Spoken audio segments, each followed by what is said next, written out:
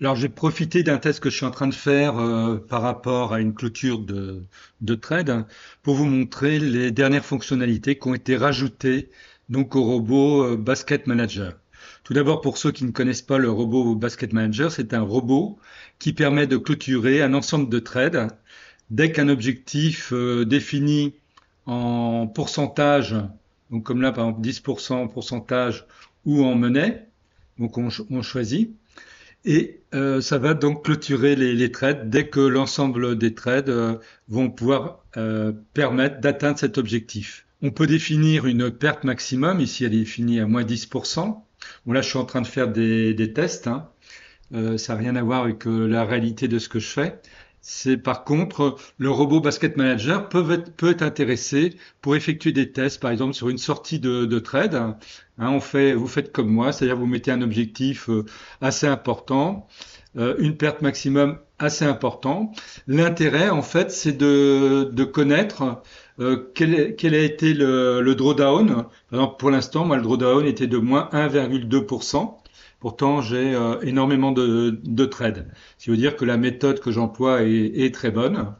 Voilà pour l'ensemble. Alors, le robot Basket Manager vous permet de suivre les trades en cours, hein, avec le minimum qu'il y a eu par rapport au support donné, l'encours, hein, et le maximum qui a été atteint. Ici, ce sont les statistiques des derniers baskets. Ça, c'est pareil, il ne faut pas en tenir compte parce que c'est sur une plateforme en démo et je l'utilise que pour faire des recherches en démo. Ici, vous avez donc les gains et pertes clôturés. Donc j'ai moins, là j'ai trois trades de clôturés, un positif, deux négatifs. Donc en gain-perte clôturé, j'ai moins 0,9%. Donc ici. J'ai les gains-pertes en cours, donc les trades restants génèrent en fait 3,7% de gains. Donc le maximum qui a été atteint pour l'instant c'était plus 4%. Là actuellement en avancement je suis à plus 2,8%. Donc en tenant compte des pertes clôturées et des trades en cours. Donc voilà un petit peu en résumé pour ce qu'est le robot Basket Manager. Alors c'est un robot qui est vraiment très pratique parce que ça vous permet d'initialiser des trades que vous gérez en basket, hein. Donc ça veut dire que vous mutualisez les risques. Si vous avez un trade qui part en vente alors que vous êtes en achat, bien si les autres partent dans le bon sens, tout ça, ça s'équilibre et ça vous permet d'être beaucoup plus tranquille pour vos trades. Alors maintenant, quelles sont les améliorations?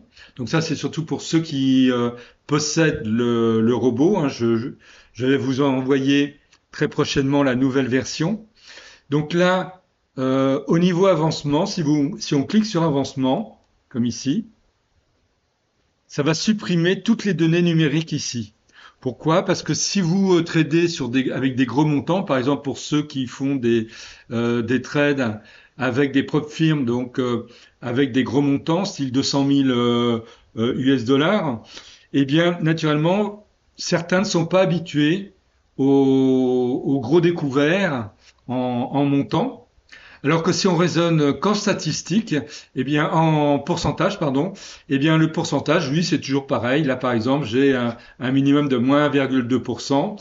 Si j'avais un montant qui était énorme, eh bien, ça sera toujours moins 1,2% qui s'affichera là. Et le montant, là, on le voit pas. Donc, on est relativement tranquille. Donc, si on veut le faire réapparaître, il suffit de recliquer sur avancement. Haute amélioration. Ici, en bas comment s'appelle, du robot, on a un graphique. Alors, pour faire apparaître le graphique, naturellement, il faut installer l'indicateur qui est fourni euh,